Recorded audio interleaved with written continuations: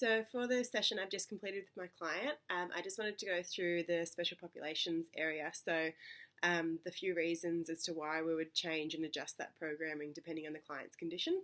So the first one is hypertension, so a client with high blood pressure.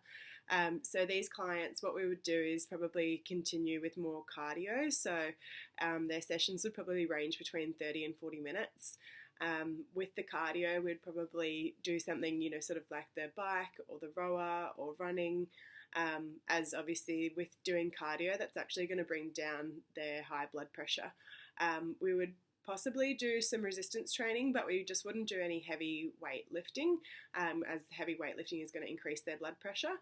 But continuously over time, we would probably work in resistance training and a lot of cardio into their workouts to bring down that blood pressure over time. So we would increase the intensity as we went along. Obviously, this depends on their level of high blood pressure and where they're categorised by their GP. The next one would be a client with lower back pain.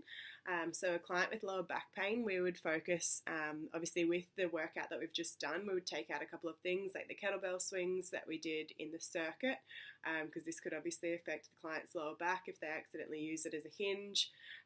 But we would incorporate things as well, like with the sit-ups, instead of doing them on the floor, we'd probably move them across to an exercise ball to take that pressure off the lower back and obviously increase the strength in their core. And this will help them on a day-to-day basis and hopefully reduce some of that back pain for them as well. If we did a client with a knee injury, what we would do is take away things like the lunges. We'd still do things like the bike, obviously, because that's going to be low impact. So depending on how severe the knee injury is, we'd still be able to do a few of those exercises. So the upper body ones are fine. But yeah, any of the ones sort of like the kettlebell swings, the lunges, we'd probably take those out. Obviously with the running as well, we would swap that across to, sort of more of the cycling or a cross trainer, which is going to be more low intensity for their knee, to sort of help them with the recovery and strengthening on that, with that as well.